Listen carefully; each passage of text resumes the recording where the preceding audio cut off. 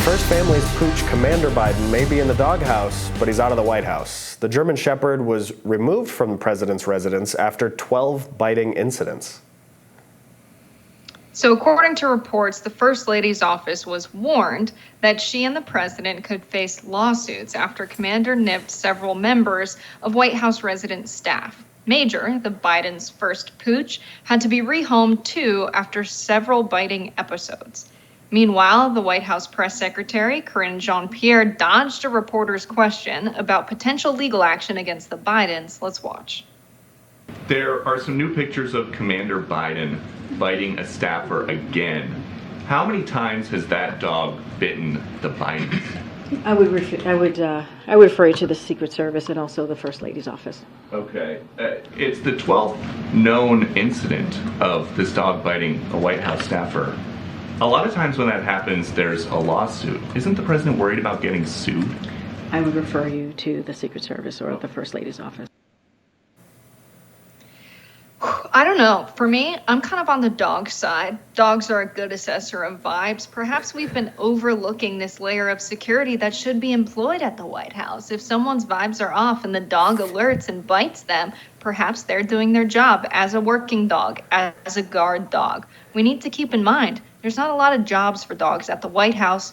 Guarding their owner, potentially, they should be employed to do so. We should investigate anyone they bite and use this as evidence that maybe they're worth investigating. I don't know. I'm a dog person, so I'm going to be on the side of the dog in this case. And maybe a lot of these DC elites coming in and out of the White House just don't know how to deal with a working dog like Commander and Major. I'm on the dog side in this. Oh, absolutely, I'm on the dog side in this. Are you kidding me? I mean, there's the phrase, there are no bad dogs, just bad owners. I mean, there's no reason that this dog is biting everyone, except for potentially the fact, as you pointed out, remember there was cocaine found in the White House?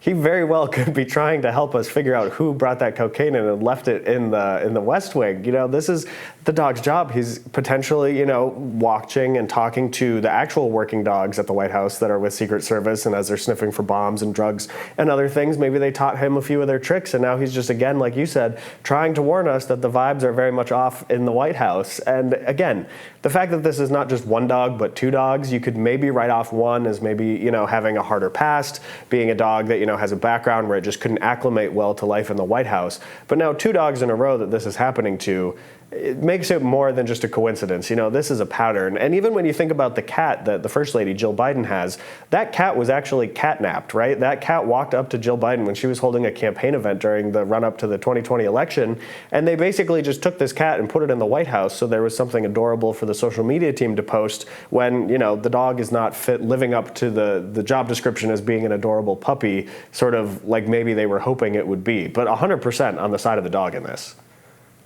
To me, this is a hilarious incident. I mean, we can't ignore the fact that the Bidens have these two dogs that have behavioral issues when in previous administrations, why did they always have a dog that was doodled? They always had like a golden doodle or a labradoodle. It was always such a posh kind of a dog. And I think it's good we have working dogs in the White House. When President Biden says he's a guy that represents the working class, having working dogs, I think, is essential in delivering that message and keeping up that persona. We didn't have any biting issues when they were doodled dogs. I don't know why we keep doodling dogs and breeding every dog with a poodle, but I'm glad President Biden has a purebred German Shepherd, even if it's biting people, because I think there's something to be said for these dogs being in an environment where there's always strangers coming in and out. There's always people moving around. Perhaps the problem is not that these dogs are at home. Perhaps the problem is that the people that are around the dogs don't know how to deal with them. It's been reported that a lot of these bites are Secret Service agents. It's not like they're biting people coming in for meetings with the president.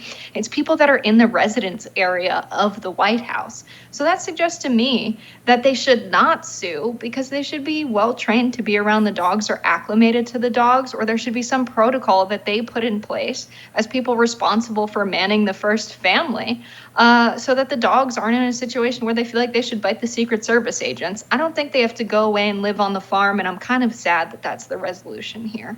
Yeah, it's interesting, as you mentioned, this is not the first or second time that Commander has gotten himself into trouble dealing with these biting incidents. But what is interesting is after some of the previous incidents happened, the White House and the Bidens said that they were going to get training for the dog and for themselves to have the dog better acclimate, have them be better able to handle the dog.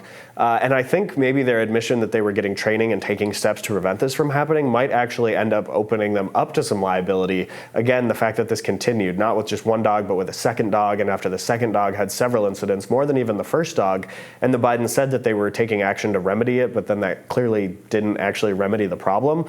I wonder if that opens them up to potentially more legal exposure when it comes to this, because they knew there was a problem, they pledged to take a corrective action, and they either didn't do that or it didn't work. And again, still very much team dog, but I feel like the Bidens didn't do enough to support a dog in that situation, because like you pointed out, even though they were mostly doodled versions of dogs, many other first families had dogs, some of them bigger. I remember Bo was the Obama's dog. I think that was a Portuguese water dog. And I mean, that was a big dog, but he wasn't running around tackling anybody or biting anybody. You had former President George W. Bush. He actually had a little dog that once nipped a reporter's finger. I think that was Barney, a little terrier that nipped a reporter at the White House during the Bush 43 years. But again, it seems like this is very much a Biden dog problem. And it doesn't seem like they've taken it seriously, because again, the fact that it took this many incidents on a second dog for them to actually do something and send this one back, makes you wonder, is the next dog they get going to be a doodle dog? Is there a German doodle that they could maybe bridge the gap between a working dog and a non-aggressive dog? Think about the foreign policy implications here, Spencer. How weak would we look as a nation if we have to replace the German Shepherds in the White House with some little poodle thing or a terrier, or even the Portuguese water dog, which looks suspiciously like a Labradoodle? I don't know. I think that there are foreign policy implications to having the first family have pets that look like little fluffy things. I don't think it's a good look for America. I don't think it represents American values of being, working hard people who stand up for ourselves, who are rough and tumble kind of cowboy types. I think it hurts our foreign policy.